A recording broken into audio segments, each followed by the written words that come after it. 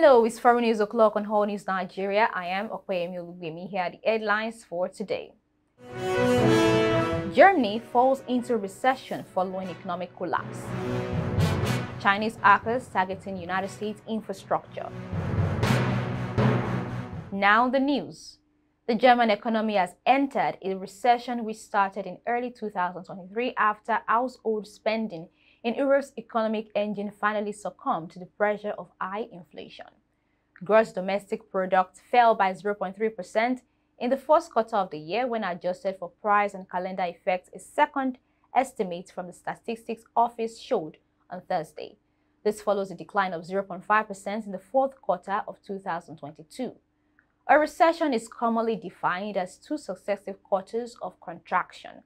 German GDP data showed surprisingly negative signals, Finance Minister Christian Lindner said on Thursday. He added that comparing Germany with other highly developed economies, the economy was losing potential for growth. Robert Habeck, Germany's economic minister, said his nation's previous high dependency on Russia for energy supply led to the recession, but the growth forecasts were much bleaker. A recession could not be avoided, and now the question is whether there will be any recovery in the second half of the year. The German Bundesbank expects the economy to grow modestly in the second quarter as a rebound in industry more than offsets stagnating household consumption and a slump in construction, according to a monthly economy report published on Wednesday. In other news, Microsoft, the United States Department, has warned on Thursday that China could launch cyber attacks against critical infrastructure, including oil and gas pipelines and rail systems, after researchers discovered a Chinese hacking group that had been spying on such networks.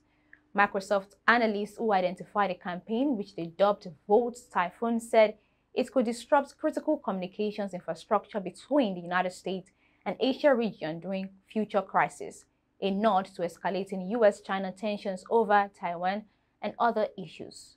A multi-nation alert issued Wednesday revealed the Chinese cyber espionage campaign had been aimed at military and government targets in the United States.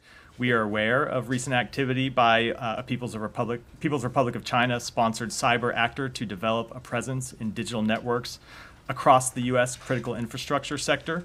The U.S. government and close allies have released a joint cybersecurity advisory to help defenders identify and mitigate any such activity on their networks.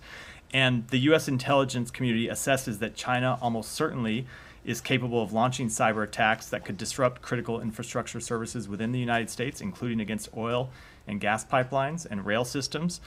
It's vital for government, network defenders, and the public to stay vigilant. It's why the U.S. government in a whole of government action has worked with the private sector to prepare for defenses, and we prepare private sector defenses, and we will continue to work with our allies and partners to address this critical issue.